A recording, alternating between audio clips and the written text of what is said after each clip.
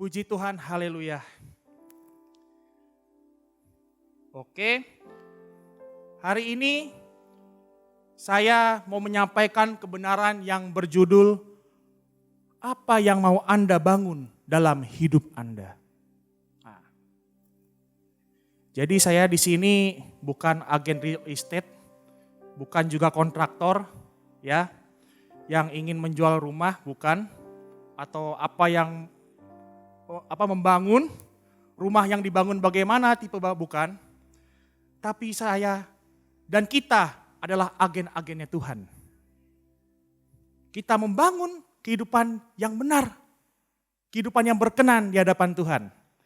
Amin. Kalau Bapak, Ibu, dan Saudara mendengar kata-kata bangunan, membangun, ya pasti tergambar bangunan, sebuah bangunan yang harus ada upaya. Kita membangun, kita bekerja, kita bergerak untuk membangun, ya. Dan termasuk juga dalam kehidupan kita, kehidupan rohani kita. Kita membangun kehidupan rohani kita dengan cara yang benar. Saya akan melontarkan beberapa pertanyaan yang patut kita renungkan. Yang pertama, apakah kita mengakhiri pertandingan kita dengan baik? Bangunan yang baik itu menunjukkan akhir pertandingan kita yang baik.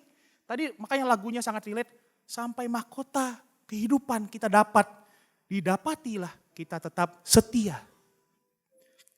Bagaimana akhir bangunan kita? Dan patut kita renungkan juga, apakah kita membangun sebuah legacy, sebuah warisan yang baik bagi penerus kita? Apakah kita menjadi teladan yang baik bagi anak-anak penerus kita nantinya? Ya, oke, saya langsung masuk ke materi. Yang pertama, poin yang pertama, apa yang perlu kita perhatikan pada saat kita membangun? Bangunlah di atas dasar yang teguh, kokoh, ya. Kalau Bapak Ibu memperhatikan skyscraper ya bahasa Inggrisnya ya, pencakar langit ya, gedung-gedung pencakar langit berdiri megah. Pastinya para insinyur berpikir telah memikirkan rancangannya matang. Demikian kita juga harus punya visi dalam membangun sebuah kehidupan kita, dan visi itu kita dapatkan dari Tuhan. Ya, visi itu kita dapatkan dari Tuhan, ya. Dan ini menurut jurnal yang saya baca ya, ini saya bukan teknik sipil sebenarnya. Tapi bangunan yang baik adalah bangunan yang dibangun di atas tanah berbatu, gravel bahasa Inggrisnya, ya. Kalau dalam paku bumi gitu ya, paku itu harus menembus sampai batu cadas. Gitu. Baru itu disebut kokoh. Karena kan ada juga lapisan-lapisan tanah, sedimen-sedimen yang ada berlumpur, nah itu belum kokoh. Gitu. Membangun sampai kokoh, ya. Nah, ini sesuai dengan ayat yang akan kita baca dalam Matius 7 ayat 24 sampai 27. Sebenarnya sampai akhir saya akan kasih sedikit konteksnya bahwa ayat ini adalah merupakan satu rangkaian dari Matius 5. Ini adalah khotbah Yesus di atas bukit. Dari Matius 5 sampai Matius 7, itu adalah khotbah Yesus. Dimulai dari Beatitudes, ucapan berbahagia. Lalu dilanjutkan hal memberi, hal menghakimi, dan yang lain-lainnya yang perlu kita dalami. Baru di akhir daripada khotbah Yesus, Yesus berkata ini. Ya, kita baca bareng-bareng. 1, 2, 3. Setiap orang yang mendengar perkataanku ini dan melakukannya, ia sama dengan orang yang bijaksana yang mendirikan rumahnya di atas batu. 25. Kemudian turunlah hujan dan datanglah banjir, lalu angin melanda rumah itu, tetapi rumah itu tidak rubuh sebab didirikan di atas batu.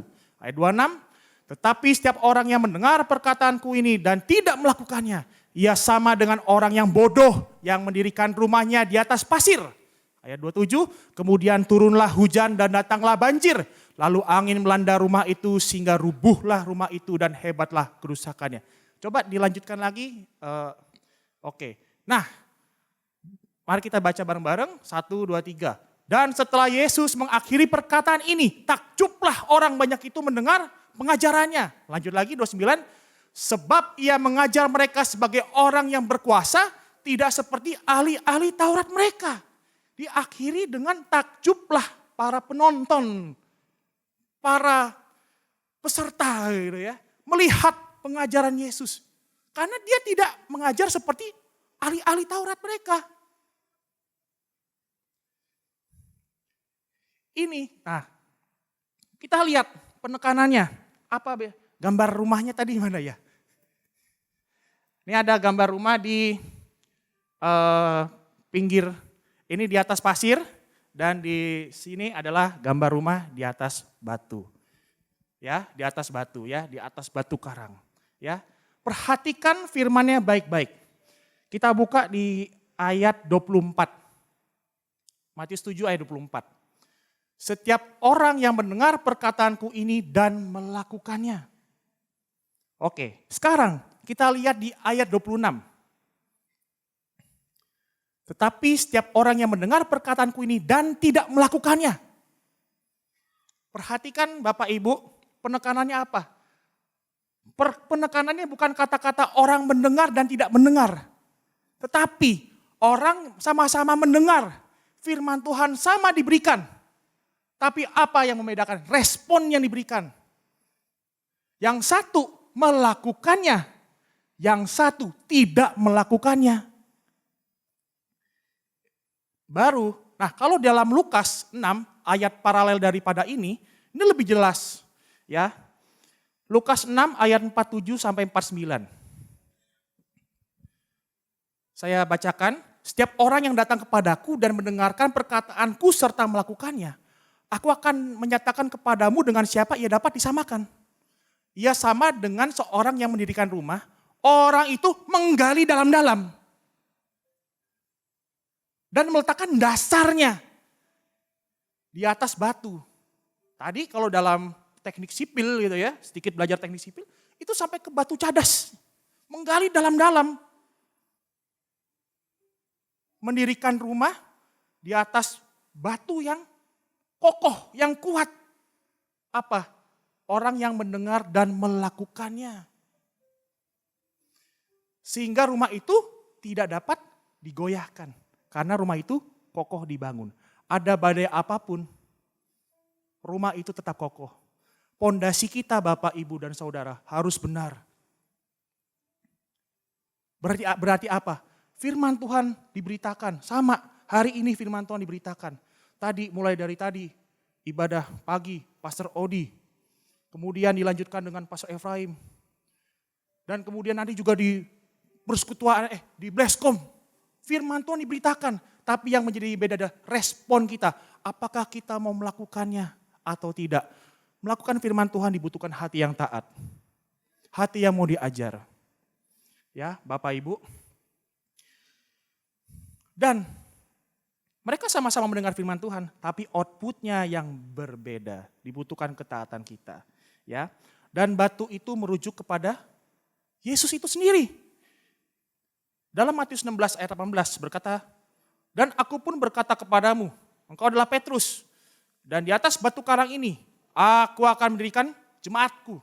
Dan alam maut tidak akan menguasainya.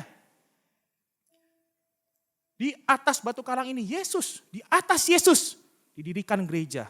Dan terbukti, apa yang dibangun di atas dasar yang kuat, gerejanya masih ada sampai sekarang. Dan gerejanya akan menyebar. Firman Tuhan akan disebarluaskan sampai ke ujung bumi.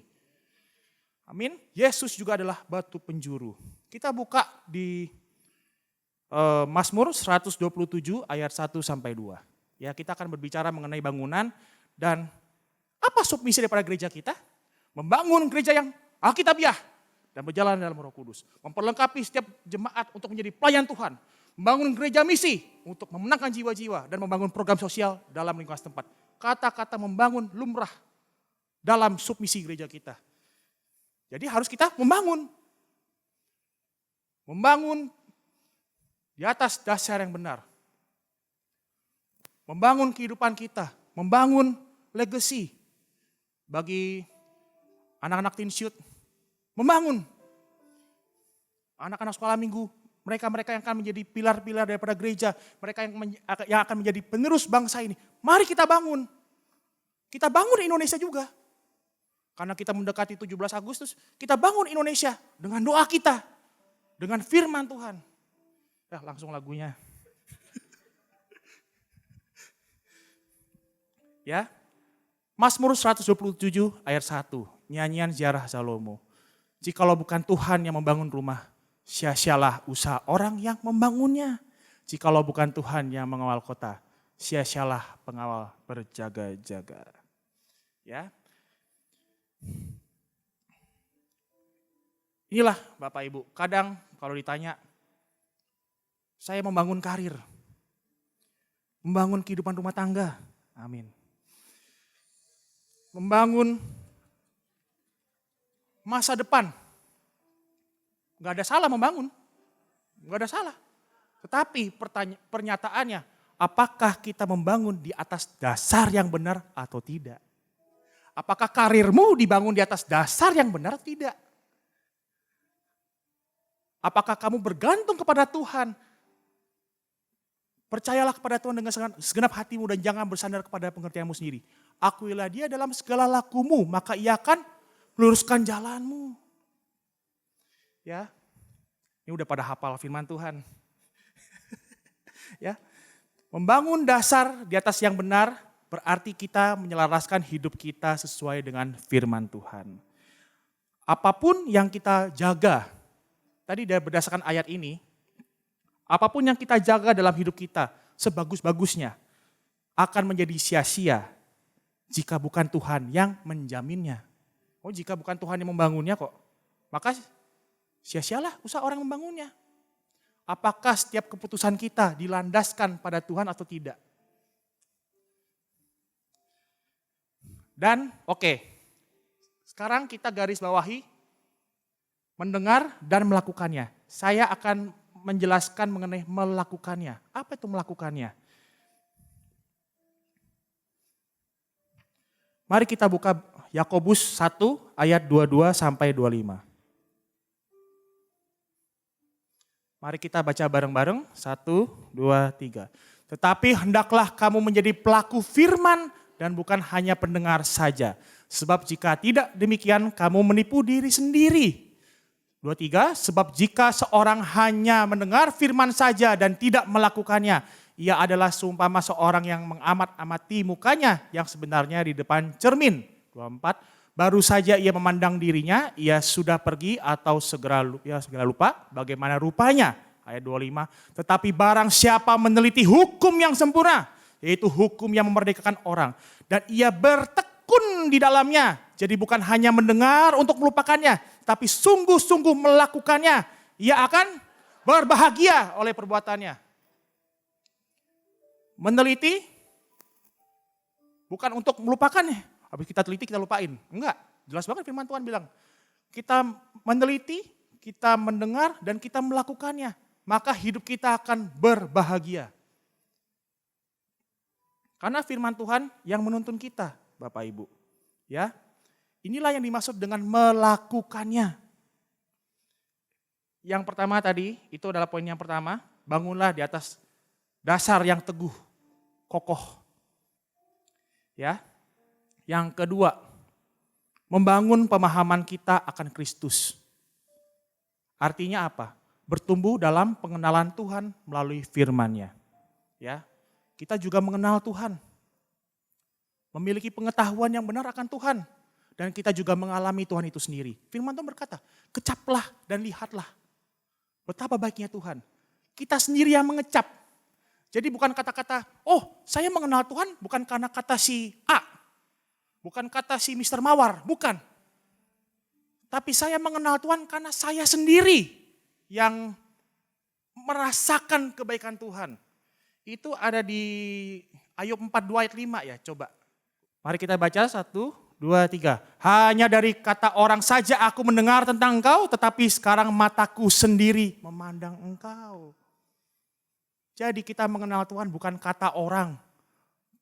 Firman Tuhan berkata kecaplah dan lihatlah. Kita alami Tuhan itu sendiri. Kita mengenal Tuhan melalui firman-Nya. Dan kita alami Tuhan itu sendiri. Ya, iman timbul dari pendengaran akan firman Allah. Ya, Bapak, Ibu, dan Saudara, apa maksudnya di sini membangun pemahaman kita akan Kristus? Jangan pernah lupa dalam membaca Alkitab. Jangan lalai dalam membaca Alkitab dan melakukan Alkitab. Kadang gimana kita bisa mau melakukan firman Tuhan kalau kita sendiri nggak tahu firman Tuhan itu apa? Kalau kita nggak pernah membaca firman Tuhan itu sendiri, bagaimana kita bisa melakukan firman Tuhan? Nggak bisa. Oleh karena itu firman Tuhan harus ada dalam diri kita, menjadi darah dan daging dalam kehidupan kita, Bapak Ibu. John Piper,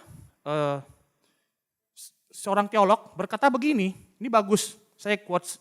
Setan mencurahkan 168 jam seminggu untuk mencoba menipu kamu.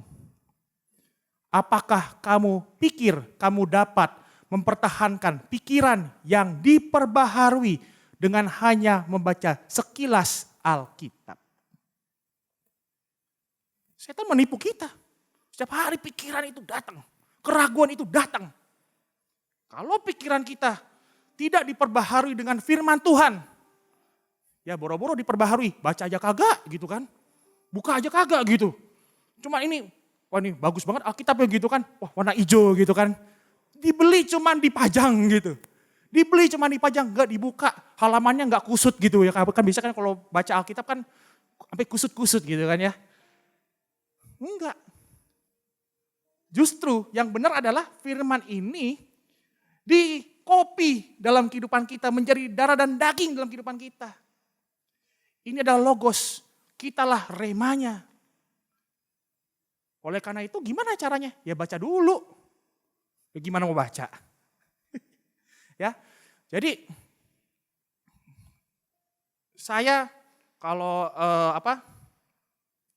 saya mendisiplinkan diri juga untuk membaca firman Tuhan, gitu. Bahkan pada saat saya misalnya lagi berolahraga gitu ya, nge-gym gitu. Pas lagi saya nge-gym, daripada dengar suara juduk-juduk gitu kan ya, kalau saya langsung pasang TWS, langsung saya baca audio Bible gitu kan, sambil ini pasang kenceng-kenceng gitu.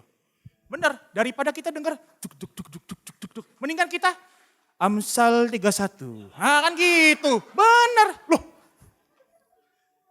Bisa gitu, ya terpikir di saya Amsal 31 gitu kan. Istri yang cakap siapakah yang gitu. Atau misalnya Amsal 8, jangan hikmat. Misalnya kan gitu. Ya. Daripada kita dengarnya lagu yang wah gini enggak. Sambil itu enak. Pulang naik motor gitu misalnya, itu saya pasti pakai earphone. Kadang dengar lagu rohani, kadang dengar firman Tuhan. Mendingan gitu sampai rumah itu hati damai, adem. Mau disalib orang kanan kiri naik motor nih, santai aja, Bos. Kenapa? Karena fokus kita ke firman Tuhan. Bukannya ke jalanan terus kita ini ya jadi buta-buta gitu, enggak. Tapi beda. Ada damai sejahtera. Ya, oke. Membangun kerohanian artinya mengalami proses perubahan, transformasi. Bapak, Ibu, dan Saudara, Alkitab ini bukan sebagai sumber informasi saja. Bukan juga dongeng, bukan. Alkitab ini dibuktikan dengan bukti-bukti arkeolog. Ya. Dalam kegiatan ekskavasi arkeologi juga ada membuktikan Alkitab ini terbukti, bukan dongeng. Bahkan ketika Yosua memberhentikan berdoa, gitu kan, memberhentikan matahari, itu perhitungan NASA itu berubah. Bumi berotasi dan berevolusi, itu berubah hitungannya. Itu dibuktikan. Ya. Nah, Alkitab bukan hanya sebagai sumber informasi atau dongeng, Bapak, Ibu, dan Saudara, tapi Alkitab juga sumber transformasi. sumber transformasi dalam kehidupan kita. Ya, transformasi itu internal, from the inside out. Tadi pagi itu ya, lagu ya. From the inside out. Kalau dalam kita berubah, our inner being berubah, maka tampilan kita keluar pun berubah. Ya. Nah, sebuah transformasi yang sejati membutuhkan perundungan firman Tuhan yang mendalam. Artinya apa? Kita menghafal, bergumam. Pas lagi ke toilet, 2 Timotius 1 ayat 7. Sebab engkau tidak memberikan pada saya roh ketakutan. Tapi roh yang membangkitkan kekuatan, kasih dan sound mind. Pikirannya tenang, ketertiban ya Tuhan. Gitu pas lagi kita ke toilet gitu misalnya. Terus dalam setiap kehidupan kita, bahkan bergumam, memikirkan secara mendalam, merenung seperti itu. Ya, jadi jadikanlah firman Tuhan itu sebagai gaya hidup kita. Lalu, udah firman Tuhan udah beres. Sekarang, memperhatikan hidup kita sesuai dengan kebenaran firman Tuhan. Sama, tadi kan kita udah mengenal firman Tuhan, mengenal Tuhan dan firman-Nya. Sekarang mempraktekannya, memperhatikan hidup kita sesuai dengan kebenaran firman Tuhan. Efesus 5 ayat 15 sampai 17. Mari kita baca bareng-bareng. Karena itu perhatikanlah dengan saksama bagaimana kamu hidup. Janganlah seperti orang bebal, tetapi seperti orang arif. Dan pergunakanlah waktu yang ada, karena hari-hari ini adalah jahat. 17, sebab itu janganlah kamu bodoh, tetapi usahakanlah supaya kamu mengerti kehendak Tuhan. Perhatikan loh hidup kita. Saya pas lagi baca ini, kan saya juga kadang orangnya suka selebor gitu. Selebor itu apa ya? Sembrono gitu ya. Ya udah gitu, kalau misalnya ini, ya udah yang penting asal jadi aja gitu lah pokoknya. Yang penting kadang kalau ini canda pendek gitu misalnya kan, ya, mau ketemu orang canda pendek, itu saya gitu. Tapi firman Tuhan berkata bukan hanya gaya hidup gitu. Maksudnya perhatikanlah dengan saksama bagaimana kamu hidup, cara kamu bersikap, cara kamu memperlakukan orang. Cara kamu, how you present yourself. Bagaimana kamu mempresentasikan dirimu, perhatikanlah dengan saksama bagaimana kamu hidup. Karena tadi, from the inside out itu. Kalau hidup kita, hati kita udah benar, maka appearance kita akan benar. Perhatikanlah dengan saksama bagaimana kamu hidup. Ya, hiduplah sebagai arif, orang arif. Arif itu bukan nama orang arif ya. Arif itu bijaksana. Arif itu bijaksana. Biarlah hidup kita sesuai dengan kebenaran firman Tuhan. Dan dikatakan, berusahalah untuk mengerti kehendak Tuhan. Sekarang pertanyaannya, bagaimana kita mengerti kehendak Tuhan kalau pikiran kita gak diperbaharui? Akhirnya kembali lagi, bacalah firman Tuhan. Doa tiap hari kalau mau tumbuh. Ya, lalu membangun kehidupan doa kita, membangun mesbah rohani kita. Ya, membangun mesbah rohani kita. Ibadah itu kita lakukan setiap hari. Setiap hari kita membangun mesbah rohani kita di hadapan Tuhan. Dan di hari Sabtu, Minggu, kita bersama-sama, kita secara korporat, kita menyembah Tuhan. Tapi semua itu dimulai daripada rumah kita. Dimulai daripada unit terkecil, yaitu keluarga kita. Ya. Kerap kali kita mendengar bahwa doa adalah nafas orang Kristen. Lah, berarti kalau kita nggak berdoa kita, nggak napas. Kalau nggak napas, sudah mati kerohanian kita. Ya, berarti kita sedang mematikan kerohanian kita dan kita lebih membangun kedagingan kita. Doa bukan hanya kita lakukan saat makan pagi, siang dan malam. Oh, ditanya sudah berapa kali berdoa? Saya sudah 3 kali berdoa. Sucikan, kuduskan, berkati makanan ini. Enggak. Doa bukan juga hanya memanjatkan keinginan kita kepada Tuhan. Tetapi doa adalah bagaimana kita berkomunikasi dengan Tuhan. Sebagaimana kita berkomunikasi dengan pasangan kita. Ya, seperti dalam komunikasi kan kita nggak mungkin kita bertanya terus kita didiemin. Kita mendapatkan feedback. Ya kan? Sama, itu membangun komunikasi. Kita berkomunikasi dengan Tuhan. Kita menunggu bagi Tuhan berbicara melalui firman-Nya, melalui hamba-hamba Tuhan. Ya. Dan membangun kehidupan doa kita, berdoa bagi anak-anak kita. Berdoa bagi cucu kita. Amin. Berdoa sampai cucu kita. Berdoa bagi Indonesia. Berdoa bagi pemimpin bangsa ini. Berdoa bagi gerejanya. Untuk menjadi satu. Berdoa. Ya. Dan dalam doa kita minta untuk kita semakin lapar dan haus akan Tuhan. Berbahagialah orang yang haus dan lapar akan Tuhan karena mereka akan dipuaskan. Saat kita dipuaskan kita semakin lapar dan haus lagi. Makin haus lagi, haus lagi. Wah, makin mantap kita pokoknya. Ya. Doa minta untuk Tuhan membentuk hati kita. Saya percaya Bapak Ibu dan Saudara memiliki pengalaman pribadi dengan Tuhan melalui doa Bapak Ibu. Pasti di sini semua doanya dijawab Tuhan. Ya. Pengalaman itulah yang gak bisa diambil oleh pihak manapun. Karena hanya Bapak, Ibu, dan Saudara sendiri yang mengalaminya. Dan pengalaman itulah yang membuat kita semakin percaya kepada Tuhan. Saya udah mau landing. Yang terakhir, membangun di dalam kasih. Membangun di dalam kasih. Bergerak di dalam kasih. Bertindak seperti Yesus. What would Jesus do if... titik. Apa yang Yesus lakukan kalau hal ini terjadi? Membangun dalam kasih. Hukum yang terutama apa? Kasihilah Tuhan Allahmu dengan segenap hatimu dan dengan segenap jiwamu dan dengan segenap kekuatanmu. Hukum yang kedua, kasihilah sama kita seperti diri kita sendiri. Dalam kedua hukum itulah terdapat hukum Taurat dan kitab para nabi. Kan katakan begitu. Apa intinya? Kasih. Bagaimana cara kita mengasihi? Kita meresponi setiap hal yang terjadi dalam kehidupan kita di dalam kasih Tuhan. Pandanglah dengan pandangan Tuhan. Pandanglah dengan kacamata Tuhan. Membalas kejahatan dengan kebaikan. Air tuba dibalas dengan air susu, dibalik ya kalau peribahasa kan. Mendoakan musuh kita atau mendoakan orang yang membuat kita kesal. Melihat apa yang terjadi dalam kehidupan kita dengan kacamata kasih Tuhan.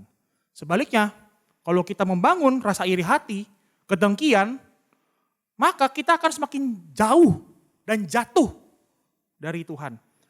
Apa yang kita bangun kalau kita semakin jauh? Kita membangun tembok amarah. Kita membangun tembok kebencian. Kita membangun tembok pemisah. Di mana tidak ada satu orang pun yang dapat menembusnya. Ketika disinggung dikit, lu jangan sentuh-sentuh lu. Apa lu? Nah, gitu. Kadang, padahal disentuh soal itu hubungan dengan ayahnya. Lu jangan ngomong-ngomong itu sama gua. Itu sudah membangun tembok. Hancurkanlah tembok-tembok itu. Mari kita bangun kasih. Karena Tuhan mau memulihkan hidup kita. Ya, Bapak Ibu. Coba Bapak Ibu renungkan apa yang Yesus lakukan kalau Yesus menghadapi situasi seperti itu. Saya merenung apa arti kata mil kedua. Dalam konteks kasih berjalan mil kedua. Yesus pun juga melakukan mil yang kedua. Yesus pun melakukan apa yang diajarkan.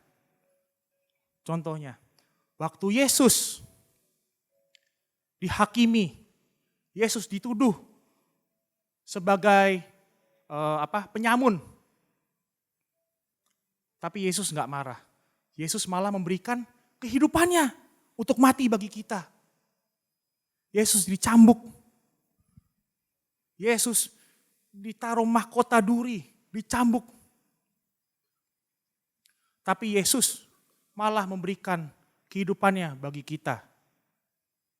Yesus memberi lebih. Yesus memberikan nyawanya. Itulah yang dinamakan kasih. Jadi Bapak Ibu, penutup, udah mau landing. Apabila bangunan fisik sudah selesai dibangun, akan terlihat indah nan megah. Demikian bangunan rohani yang ada dalam diri kita. Kita terus membangun sampai akhir hidup kita. sampai akhirku menutup mata, kau dapati aku tetap setia. Orang akan melihat kita menjadi perpanjangan tangan Tuhan melalui bangunan rohani kita. Orang akan melihat kita sebagai Alkitab yang terbuka. Orang akan melihat kita sebagai mercusuar yang hidup, yang mengarahkan mereka untuk mengenal siapa jalan yang sesungguhnya, yaitu Yesus. Mereka akan terberkati melalui kehadiran Yesus dalam kehidupan kita. Orang akan melihat kita sebagai Alkitab yang terbuka. Dan terlebih lagi, kita tetap setia sampai mahkota kehidupan itu kita dapatkan. Bapak Ibu, tidak ada kata terlambat untuk membangun hal yang baik dalam kehidupan kita. Saya persilahkan penyanyi. Hamba sudah selesai menyatakan kebenaran firman-Mu. Materaikanlah firman-Mu dalam hati kami, supaya bertumbuh, berhasil, tertanam dalam kehidupan kami ya Tuhan. Berakar, menghasilkan buah ya Tuhan. Sehingga kami bukan mendengar untuk melupakannya, tapi kami mendengar untuk melakukannya ya Tuhan. Terima kasih ya Tuhan. Biarlah Tuhan Engkau yang terus bertahta dalam kehidupan kami. Dan biarlah ya Tuhan kami menjadi pelaku-pelaku daripada firman-Mu ya Tuhan. Kami mengamalkan kasih-Mu ya Tuhan kepada orang-orang sekitar kami ya Tuhan. Kami membangun bangunan yang benar. Itu bangunan yang didasarkan atas Engkau ya Tuhan. Terimalah berkat kasih karunia dari Allah Bapa, cinta kasih daripada anaknya Tuhan Yesus Kristus, serta persekutuan yang manis dengan Roh Kudus menyertai Bapak Ibu saudara sekalian. Mulai sekarang ini sampai Maranatha, yakni kedatangan Kristus yang kedua kali. Dalam nama Tuhan Yesus Kristus kita telah menerimanya, berkata amin. Amin Bapak Ibu. Kemuliaan bagi Tuhan, ibadah sudah selesai, Tuhan Yesus memberkati. Shalom saudara sekalian, terima kasih telah bergabung bersama dengan kami. Kami percaya saudara diberkati dengan firman Tuhan yang baru saja disampaikan. Saat ini jika saudara ingin memberikan persembahan, saudara dapat transfer ke rekening gereja yang tertera di layar kaca saudara. Juga tersedia nomor rekening yang khusus untuk mendukung pelayanan misi. Melalui website, YouTube, dan Facebook kami, saudara dapat mendengarkan ayat-ayat Alkitab khusus mengenai kesembuhan yang dibacakan dalam bahasa yang bisa saudara pilih. Dan saat ini sudah tersedia dalam bahasa Indonesia, Inggris, Hindi, dan Mandarin. Bagi para lansia, kami mengadakan pertemuan khusus untuk Bapak dan Ibu setiap bulan di minggu keempat pada hari Senin pukul 6 sore melalui aplikasi Zoom. ID Zoom dan password ditampilkan di layar saudara. Komunitas WOW, Women of Word, komunitas pemberdayaan kaum wanita untuk terus diperlengkapi dan diurapi menjadi seperti yang Tuhan kehendaki. Komunitas WOW akan ditayangkan setiap hari Rabu pada pukul 7 malam melalui YouTube. Dan saat ini diperuntukkan bagi semua kaum wanita yang berusia 18 tahun ke atas. Komunitas WOW juga mengadakan doa bersama setiap hari Senin, Rabu, dan Jumat pukul 5 pagi melalui aplikasi Zoom. Untuk informasi apapun yang saudara perlukan berkaitan dengan pelayanan gereja kami, silakan kunjungi website kami www.sifds.org. Terima kasih, Tuhan Yesus memberkati.